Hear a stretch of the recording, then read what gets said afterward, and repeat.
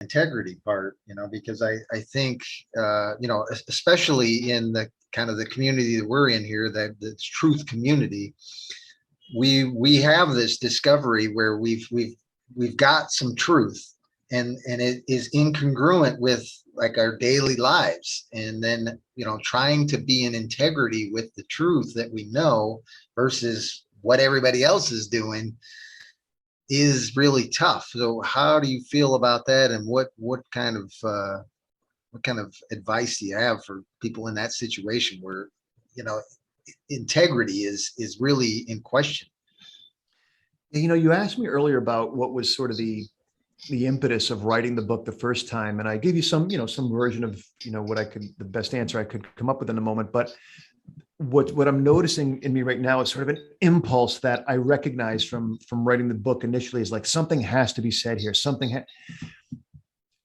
One of the things that's had me pivot from coaching who I've been coaching, the demographic, in general, to really focusing on people who are in the freedom community, the truth community, is I don't care. I was a bricklayer. I was a concrete mason, right? I don't care if you're I was a janitor too.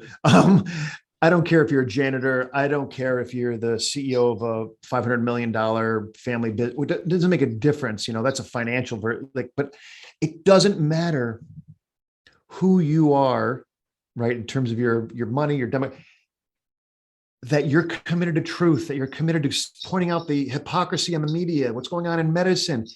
It does put us in a whole other camp, and it makes us estranged from our family and our friends and our whole network. And here comes our courage again, right? Is how do I live this out truly? How do we really be in integrity with ourselves? Which I think ultimately is the question, is like how, and that impulse that I mentioned about my book, that is impulse I'm having here with now putting my attention on coaching people in the truth and the freedom community, is this is brutal for us. It's brutal. We need support. I need support. I need to know when I wake up in the morning, I'm like, what in the hell is going on? And everybody that I went to high school with, most everybody that I know here, the people I'm going to walk by are like, aren't you glad COVID's over? Or aren't you glad, we only don't have to wear a mask? And you're like, oh my gosh, we're in a totally different world. I'm living totally different.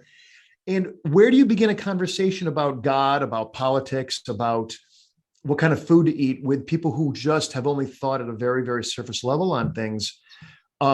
It's very, very challenging. I'm a big fan of, if I can just throw one more word in, is really widening the net. I know people in our own, and I did that video that you had asked me to do about concerning anarchists and volunteerists in the freedom community, and how my contention is sometimes we're part of the problem.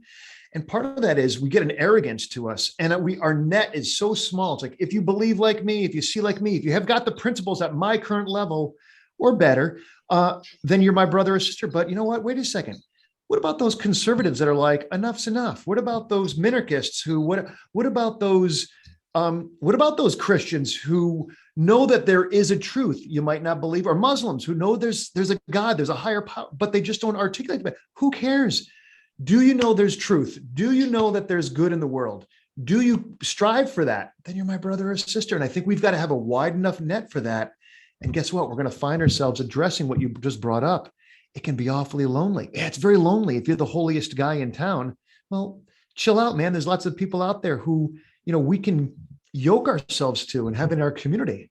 So anyway, I think we need to avail ourselves of a lot more community than we often do.